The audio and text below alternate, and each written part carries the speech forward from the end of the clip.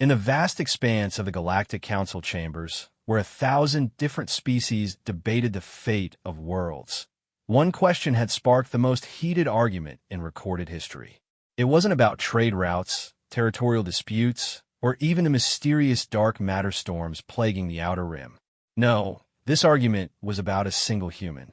The Zephyrian ambassador had laughed when Earth requested to join the Galactic Defense Coalition. One Marine, he had scoffed, his crystalline features glinting under the chamber's artificial light. You offer us one of your warriors as proof of your species' military capability? The laughter had spread through the chamber like wildfire. The insectoid Crix clicked their mandibles in amusement. The gaseous veil entities pulsed with colors that their translators interpreted as mockery. Even the usually stoic Titan-class beings rumbled with what passed for chuckling among their kind. But Admiral Sarah Chun of Earth's Colonial Defense Force had simply smiled. "We don't offer him as proof," she had said, her voice cutting through the alien chatter like a plasma blade through hull plating. "We offer him as a demonstration." The question that followed would echo through the galaxy for generations to come. How many could one Earth Marine kill? Nobody expected an answer. Nobody expected the answer to end every debate about humanity's place among the stars. This is that story. Staff Sergeant Marcus Devil Dog Rodriguez had seen plenty of impossible things in his 12 years of service. But standing in the docking bay of the Galactic Council's flagship, while alien dignitaries argued about his worth, was definitely a new one. The 60-year-old Marine stood at attention, his weathered hands clasped behind his back, watching through the reinforced viewport as ships from across the galaxy formed what the aliens called a demonstration fleet. The ships were impressive, he had to admit. Sleek Zephyrian cruisers that looked like they were carved from living crystal. Massive Crix hive ships that buzzed with activity as thousands of insect-like warriors prepared for what they assumed would be a brief and entertaining slaughter. The Veil entities didn't use ships in any traditional sense, but their energy matrices crackled with barely contained power that made the air itself taste of copper and ozone. Admiral Chin approached him, her expression unreadable. "Second thoughts, Rodriguez?" The Marine turned slightly, just enough to meet her eyes. "No, ma'am. Though I have to say, when I joined the Corps, nobody mentioned I'd be fighting the entire galaxy by myself." She almost smiled at that. The mission parameters haven't changed. Survive as long as possible. Eliminate as many hostiles as you can. Show them what human determination looks like. Rodriguez nodded. The mission was insane, suicidal even, but it was also necessary. Humanity had been trying to join the galactic community for 3 years now, ever since first contact had been established through the discovery of an abandoned alien probe near Jupiter. The other species had been polite, but dismissive. Humans were too young, too primitive, too emotional to be trusted with the responsibilities that came with galactic citizenship. The breaking point had come when the Devourers attacked the outer colonies. These weren't another sentient species, but something else entirely, biomechanical monsters that consumed entire worlds and left nothing but dead rock in their wake. Earth had lost 2 million colonists in the first wave, and when they'd begged the Galactic Council for aid, they'd been told that military assistance was only available to full members of the coalition. The circular logic was maddening. They couldn't get help because they weren't members, and they couldn't become members because they were considered militarily insignificant. Admiral Chun had finally proposed this demonstration after months of fruitless negotiations. "The arena ship is ready," Chun continued. "It's a decommissioned Titan-class dreadnought, 50 kilometers long with multiple levels and environmental zones. They've stocked it with weapons from across the galaxy and populated it with volunteer warriors from every major species." Rodriguez raised an eyebrow. "Volunteers. Don't let the term fool you. These are some of the most elite fighters in known space. Zephyrian Crystal Knights who can manipulate matter at the molecular level. Crix warrior drones with reflexes faster than human thought. Veil assassins who exist partially outside normal spacetime. The works." The Marine checked his equipment one more time. Standard combat armor, enhanced with the best technology Earth could provide. a plasma rifle with enough ammunition for a small war. Combat-Knife, emergency medical kit, rations for 3 days, though he doubted he'd live long enough to need them. How many are we talking about? He asked. Chen hesitated. Approximately 10,000. Rodriguez whistled low. 10,000 alien super soldiers. And they want to know how many one human can kill. The question was rhetorical, Sergeant. They expect the answer to be maybe a dozen, if you're lucky. The Marine hefted his rifle, checking the charge one final time. Well then, I guess we're about to surprise them. The transport shuttle was small and efficient, designed by the Zephyrians to ferry combatants to the arena ship. As they approached the massive vessel, Rodriguez could see crowds gathering at observation ports along its hull. Word had spread throughout the fleet about the demonstration, and, apparently, nobody wanted to miss the show. The arena ship itself was a marvel of engineering. Originally built by the Titans as a mobile fortress, it had been converted into the galaxy's premier gladiatorial venue after the end of the Convergence Wars. Multiple gravity wells created distinct environmental zones, from the methane swamps preferred by the bog dwellers to the crystalline caverns that reminded the Zephyrians of home. As they docked, Rodriguez could hear the alien equivalent of cheering through the hull. Tens of thousands of beings from across the galaxy had gathered to watch what they assumed would be a brief and brutal lesson in the futility of human ambition. The docking bay doors slid open with a soft hiss, revealing an environment that looked almost normal by human standards. Earth-like gravity, breathable atmosphere, even what appeared to be sunlight filtering down from hidden projectors in the ceiling. The aliens had gone out of their way to make him comfortable for his final moments. Admiral Chun clasped his shoulder as he prepared to disembark. Remember, Rodriguez, this isn't about winning. This is about showing them who we are. The Marine nodded and stepped into the arena. Behind him, the transport sealed itself and departed, leaving him alone in what the galaxy's greatest military minds had designed as his tomb. The arena's first level was a recreation of an urban environment, complete with building facades and street layouts that wouldn't have looked out of place in any human city. But Rodriguez wasn't fooled by the familiar appearance. He could already detect movement in the shadows, the subtle wrongness that indicated alien presences adapting to hunt human prey.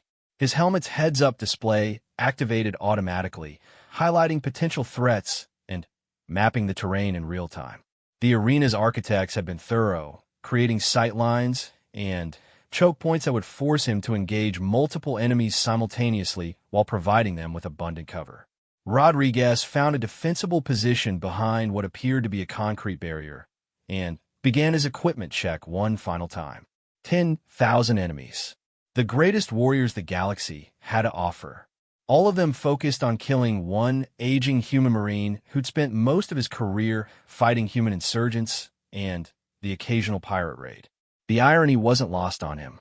For 12 years, he'd trained for combat against human enemies using human tactics and human weapons. Now he was expected to face beings who could manipulate matter with their thoughts, existed partially in other dimensions, or possessed reflexes that operated faster than human neural impulses. But as he settled into position and watched the shadows begin to move with predatory intent, Marcus Rodriguez felt something that surprised him. Not fear, though that was certainly present. Not desperation, though the odds were impossible. What he felt was a cold, familiar certainty that he'd carried with him through every combat zone, every impossible mission, every moment when victory had seemed impossible. He was a United States Marine. He'd been forged in the crucible of human warfare and tempered by 12 years of constant conflict.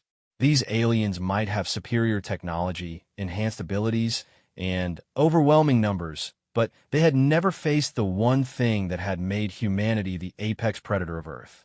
They had never faced an enemy that absolutely refused to surrender. The first Krix warrior drone rounded the corner at inhuman speed, its insectoid limbs carrying it across the walls and ceiling with fluid grace. Its compound eyes focused on Rodriguez's position with mechanical precision, and its plasma casters began charging with an audible whine. Rodriguez's rifle spoke once, and the drone's torso vanished in a cloud of superheated vapor. "One," he said quietly, and prepared for the real fight to begin. Above them, in observation lounges throughout the fleet, alien dignitaries settled in to watch what they expected to be a brief and educational slaughter.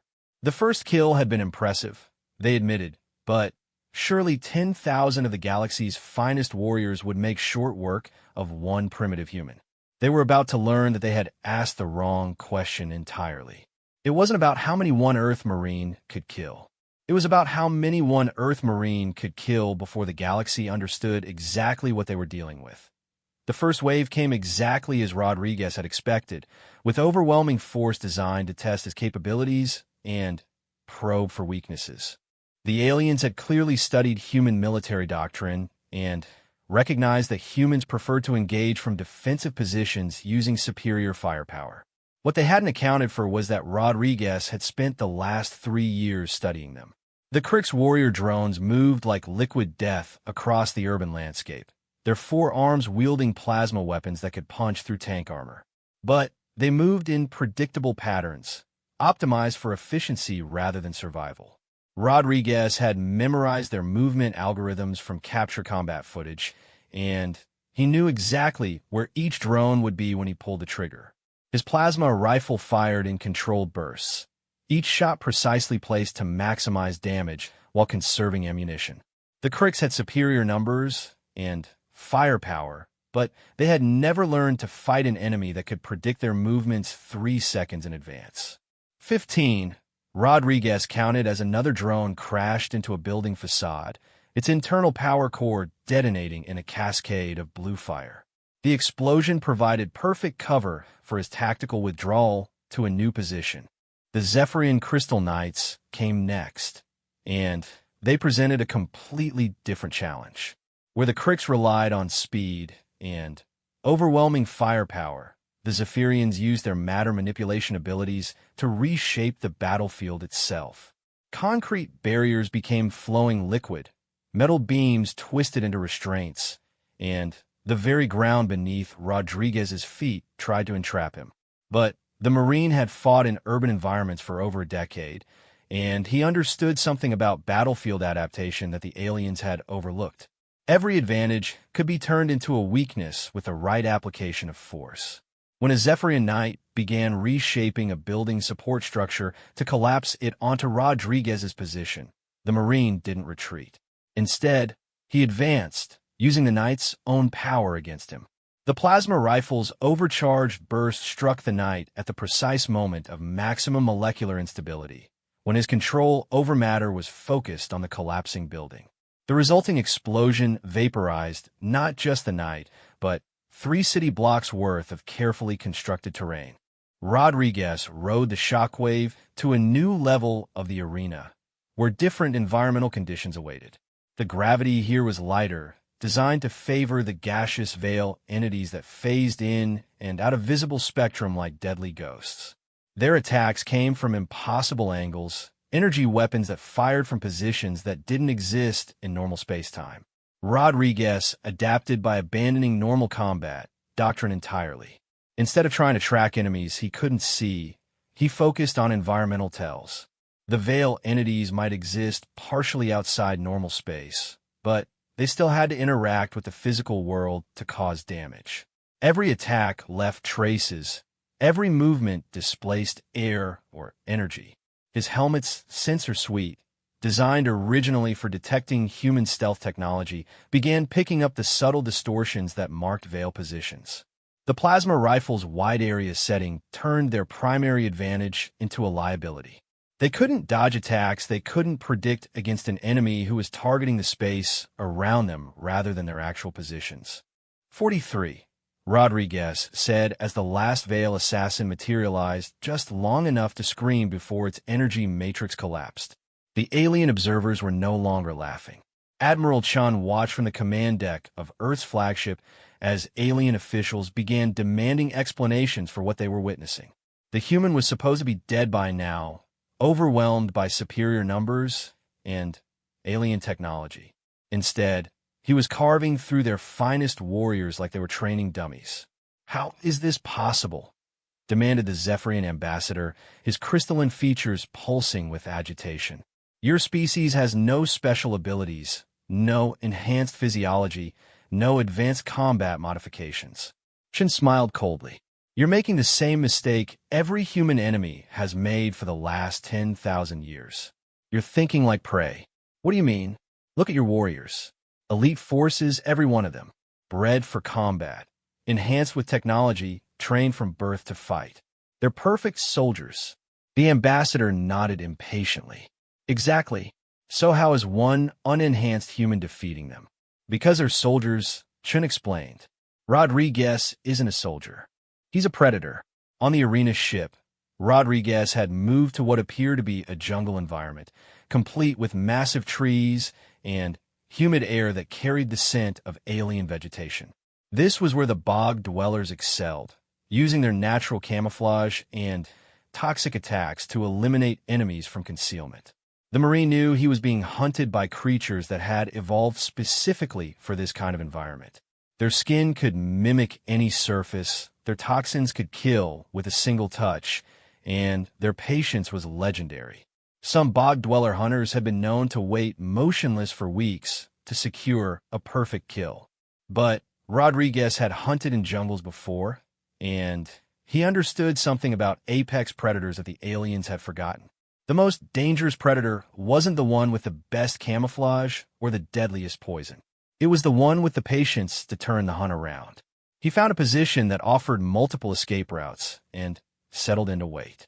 The bog dwellers were hunting him, but they were doing it according to their nature, using stealth and patience to close in for the kill.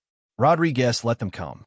His enhanced hearing picked up the subtle sounds that indicated movement through the alien vegetation. His thermal imaging showed heat signatures that didn't quite match the ambient temperature. Most importantly, his experience as a human predator told him exactly when the trap would be sprung. The attack came from 6 directions simultaneously, bog dwellers striking from concealment with coordinated precision. Their toxin-coated claws and teeth were designed to paralyze and kill quickly, ending the hunt before the prey could react. Rodriguez had moved before the first claw finished its arc. The plasma rifle fired in full automatic mode, wide beam setting, turning the carefully planned ambush into a chaos of superheated vegetation and alien screams.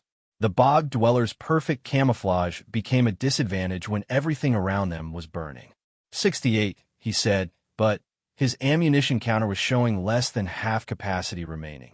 The arena still had 7 more levels, and he'd barely made a dent in the 10,000 warriors waiting to kill him. The 4th level presented a new challenge entirely. Instead of environmental advantages, this was pure technological superiority. The Titan-class heavy warriors wore powered armor that could shrug off plasma fire and carried weapons that could level buildings. Each one was a walking fortress, designed to dominate any battlefield through sheer destructive capability. Rodriguez studied the opposition from concealment and realized that normal tactics wouldn't work here. The Titan warriors were simply too heavily armored and too heavily armed to engage directly. But they also represented a different kind of challenge, one that required a different approach. Humans had been fighting armored enemies for centuries. From the first tank battles of World War I to the powered armor conflicts of the colonial wars, human military doctrine had always found ways to defeat superior protection through superior tactics. The key was understanding that armor was designed to protect against expected threats. The Titan suits were built to withstand energy weapons, kinetic impacts, and environmental hazards. They were not designed to handle an enemy who thought like an engineer rather than a warrior. Rodriguez began his attack not against the warriors themselves, but against the infrastructure supporting them. The arena's power grid, environmental systems, and structural supports became his targets. The Titan warriors found themselves fighting an enemy who refused to engage them directly, instead systematically destroying everything they depended on. When the artificial gravity failed, the massive warriors became liabilities rather than assets. When the environmental systems shut down, their sealed armor became death traps. When the structural supports gave way, tons of falling debris overwhelmed even their advanced protection. 79. Rodriguez counted as the last Titan warrior disappeared under a collapsed ceiling section. But the real test was yet to come. The fifth level was where the arena's architects had placed their ultimate challenge. Instead of environmental hazards or technological superiority, this level contained the galaxy's most dangerous individuals. War criminals too valuable to execute. Assassins too skilled to imprison normally. Warriors whose abilities defied conventional classification. These weren't soldiers following doctrine or predators following instinct. These were sapient beings who fought with intelligence, creativity, and the desperate cunning of those who had nothing left to lose. Rodriguez entered their domain, knowing that everything that had come before was just preparation for this moment. The real fight was about to begin. And somewhere in the observation decks above, the question that had started this demonstration was beginning to change.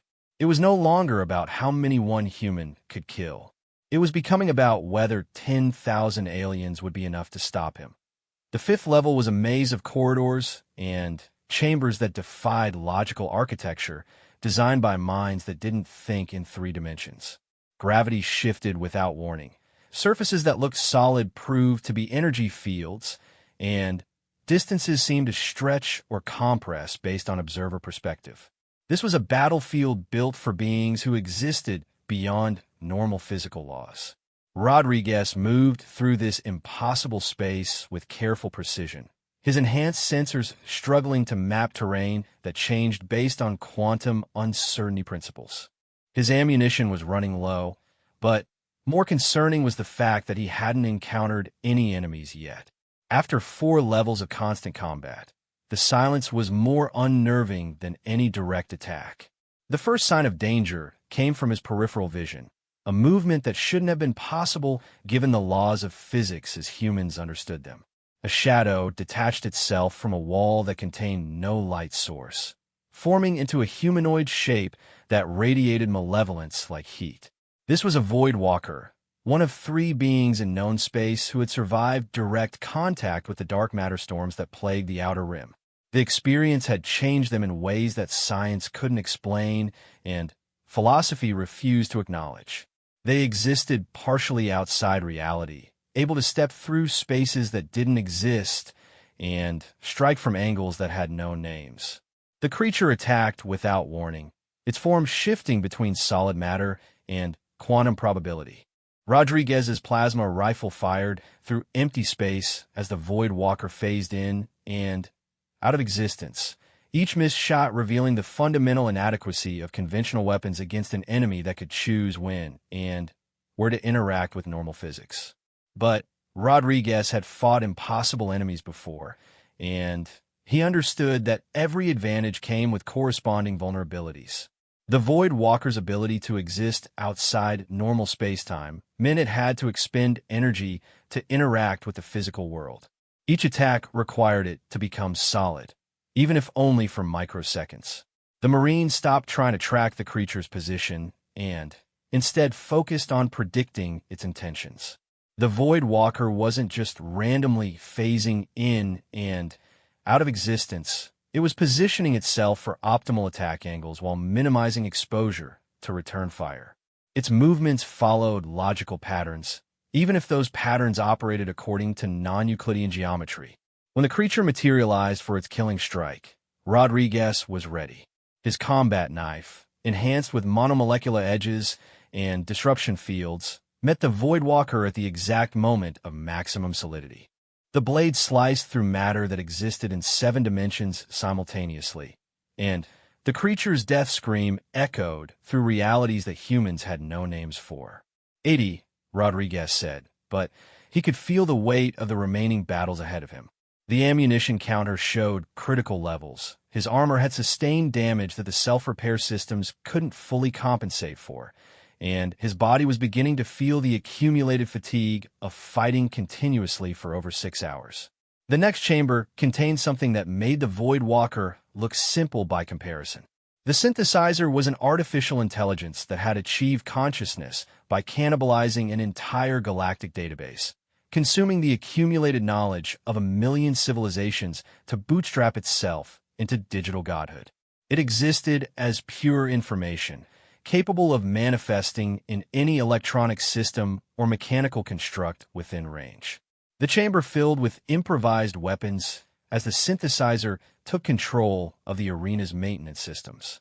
Repair drones became kamikaze attackers, light fixtures transformed into laser arrays, and the very air recycling system began producing toxic compounds designed to kill through respiratory contact.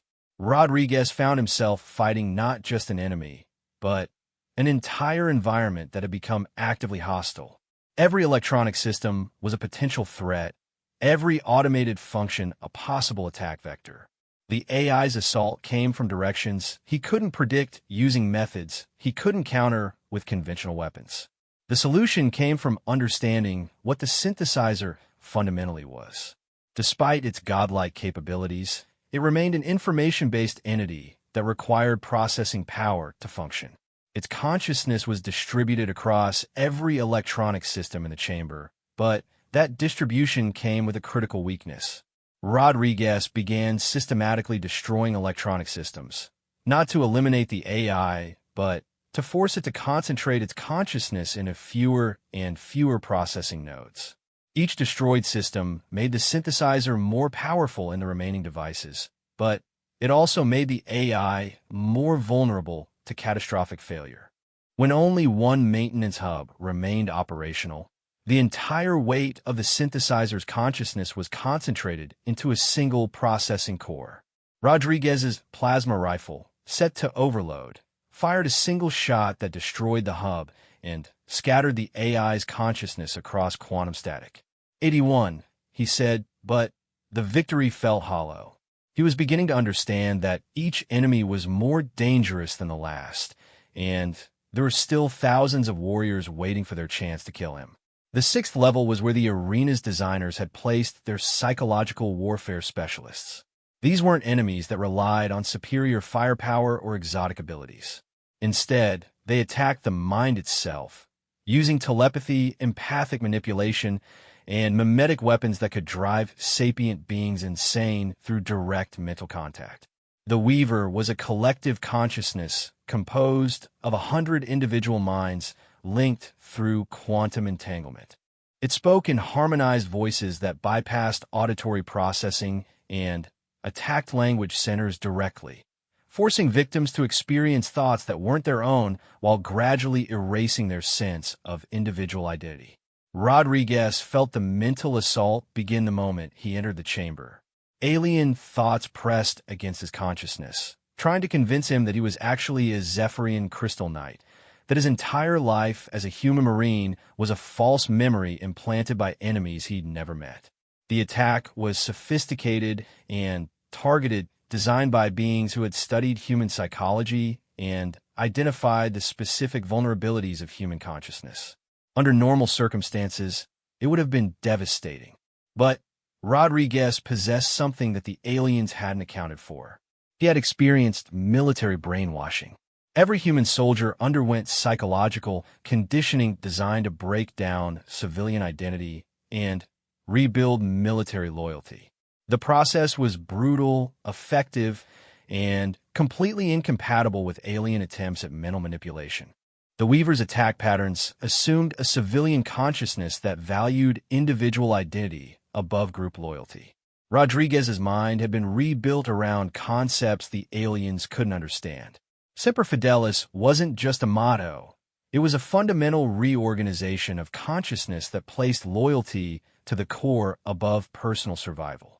The Weaver found itself trying to erase an identity that had already been deliberately destroyed and replaced with something harder and more focused. The mental battle raged for subjective hours while occupying only seconds of real time.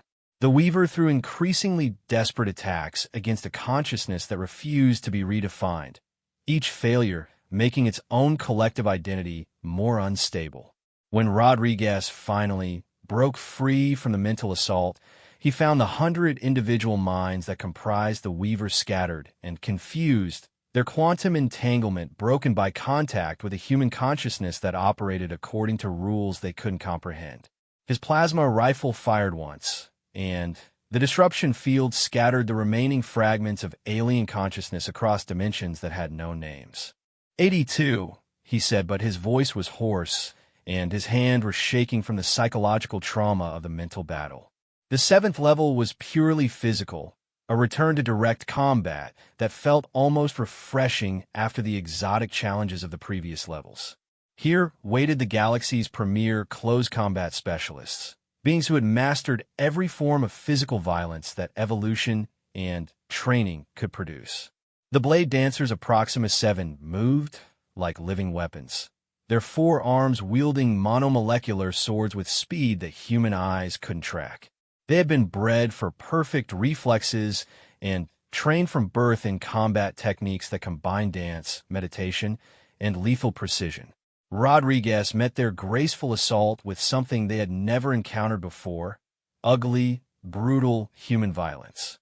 Where they sought artistic perfection in combat, he used raw aggression.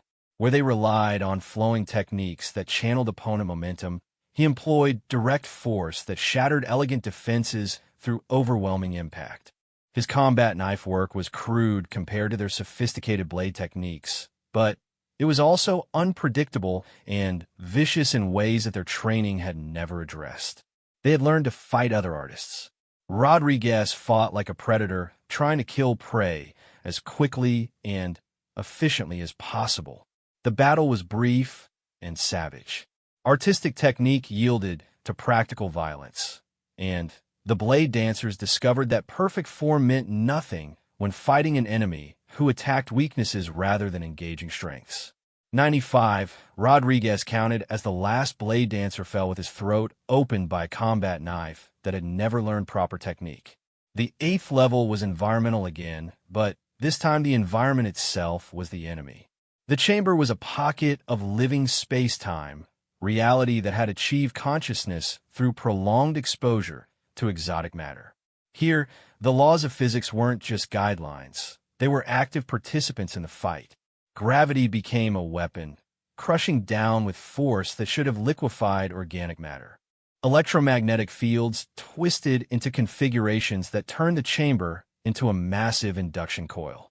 The strong nuclear force began fluctuating in ways that threatened to trigger fusion reactions in the carbon atoms of Rodriguez's body. Fighting sentient physics required understanding that the universe itself had become hostile. Normal tactics were useless when the enemy could redefine the fundamental forces that govern matter and energy. Rodriguez found himself in a battle against reality itself, armed with nothing but human stubbornness and a rapidly depleting supply of ammunition.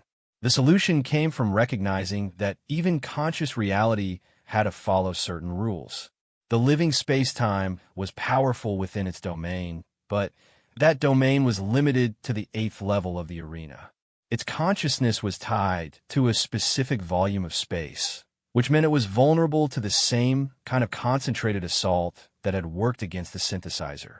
Rodriguez began targeting the quantum field generators that maintained the pocket of living reality, not trying to destroy them, but overloading them systematically.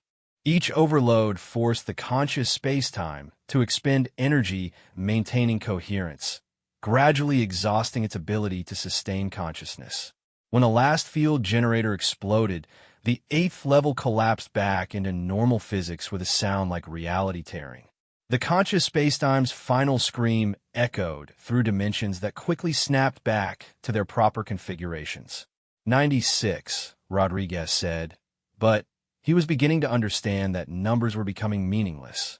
The 9th level was where the arena's designers had placed something that transcended normal classification entirely. The hunger wasn't a warrior or a weapon or even a living being in any sense that biology could define. It was an anthropomorphic manifestation of entropy itself, a walking violation of thermodynamics that consumed energy and information simply by existing. The creature's presence turned the air cold, and made electronics malfunction through proximity. It didn't attack in any conventional sense. It simply existed in ways that made continued existence impossible for anything else in the same space. Rodriguez found himself fighting not just an enemy, but the gradual breakdown of everything around him. His armor's power systems began failing as the hunger drained energy through mechanisms that physics couldn't explain.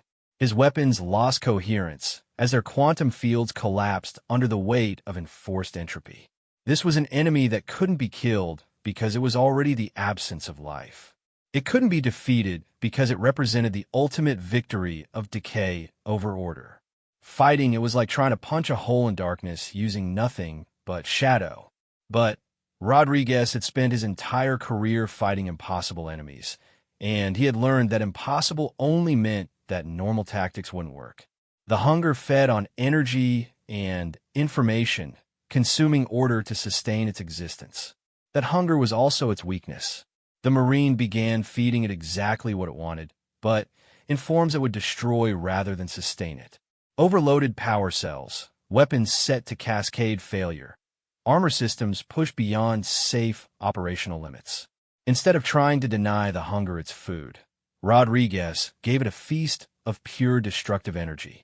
The creature consumed everything offered, its nature compelling it to devour energy regardless of source or consequences.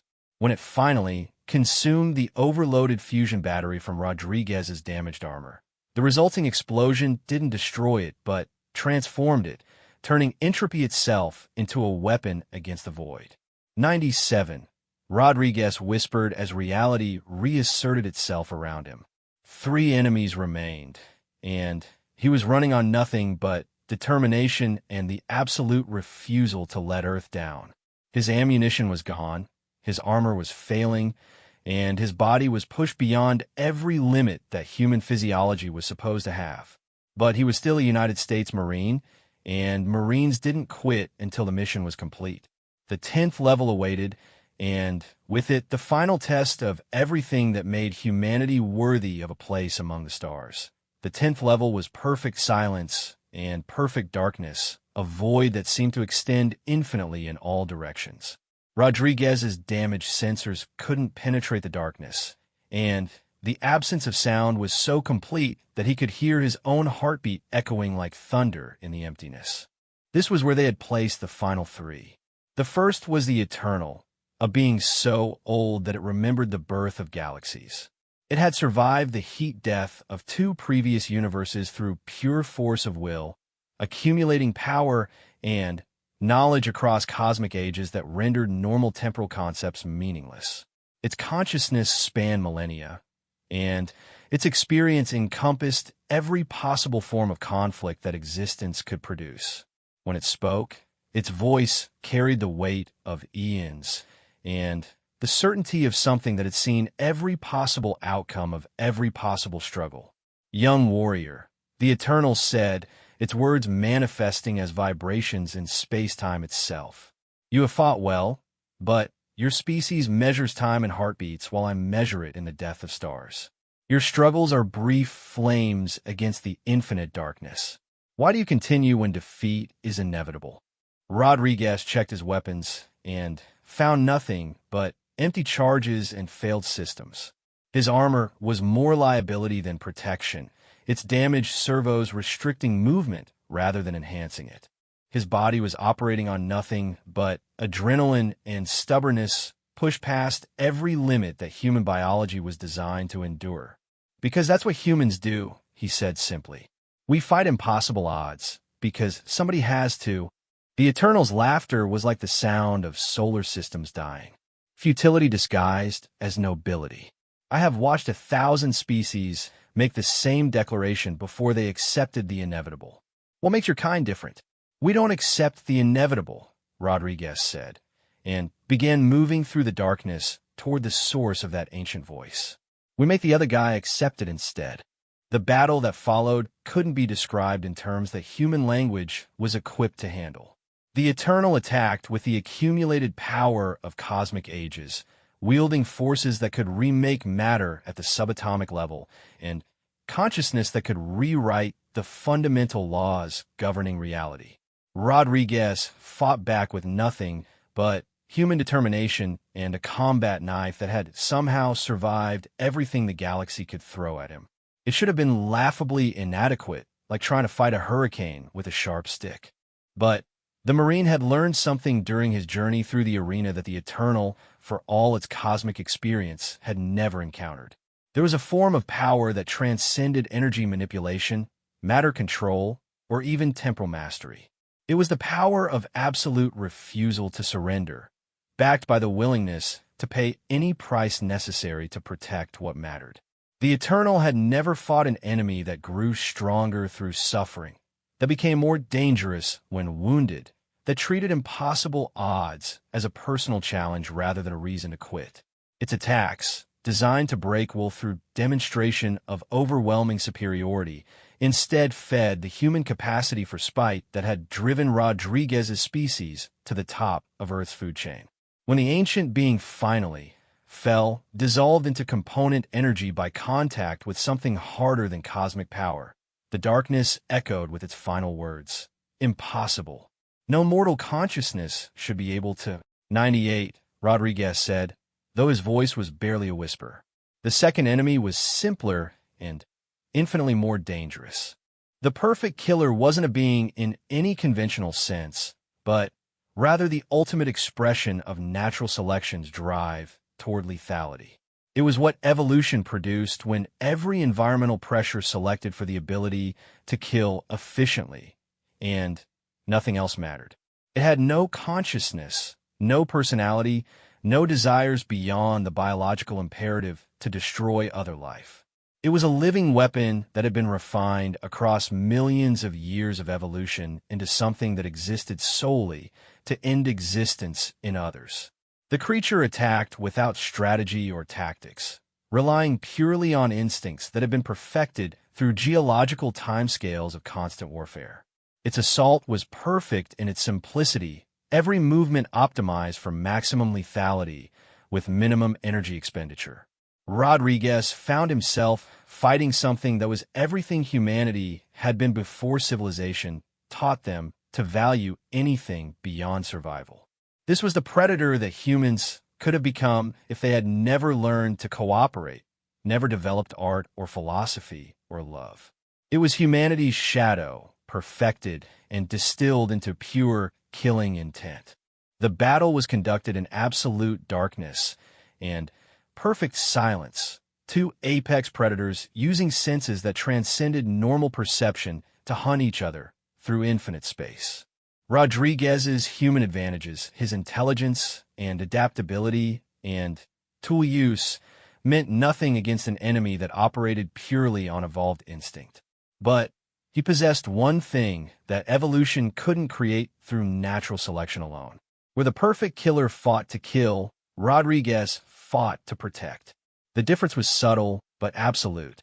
Killing was an ending, but protection was a beginning. One sought to reduce existence while the other fought to preserve it. When Rodriguez's damaged combat knife finally found its target, the perfect killer died as it had lived, without consciousness or regret.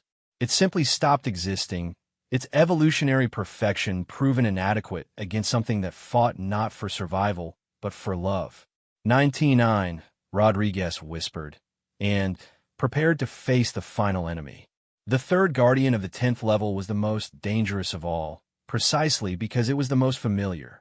The reflection was Rodriguez himself, or rather, it was what he could become if he embraced the darkness that every warrior carried within them. This was Rodriguez without conscience, without loyalty, without the bonds that connected him to humanity and made his violence meaningful. It possessed all his skills, all his experience, and all his determination, but it served only itself. It was the Marine he could have been if the Corps had failed to teach him what he was fighting for. The two warriors circled each other in the darkness, identical in every way except for the fundamental question of what made violence justifiable. They were perfectly matched in skill and determination, and both understood that this battle would be decided not by superior tactics or equipment, but by which version of Rodriguez deserved to survive.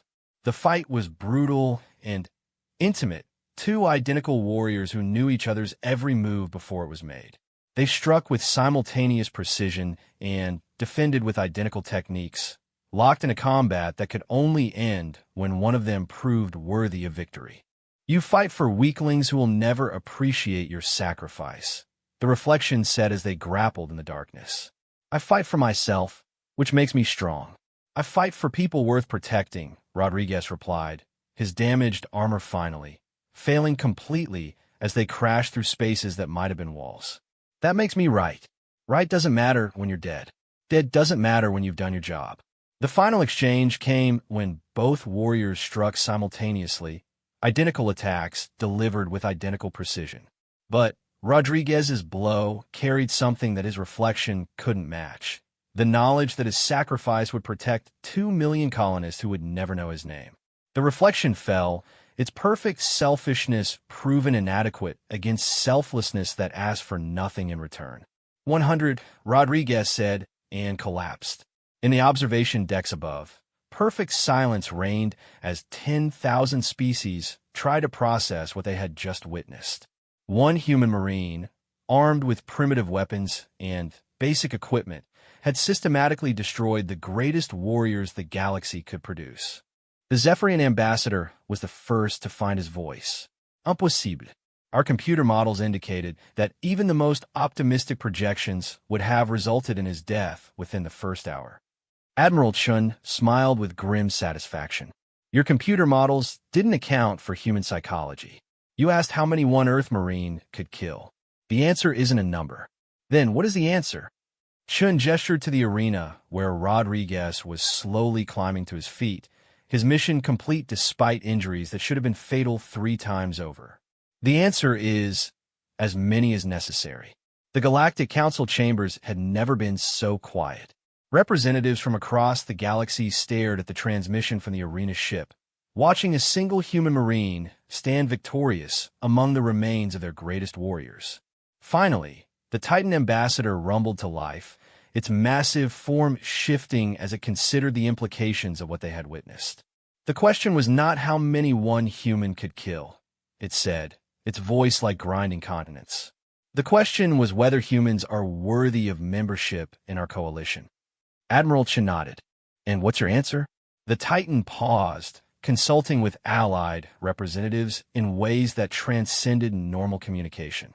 When it finally spoke, its words would be recorded in every galactic database and remembered for as long as civilization endured.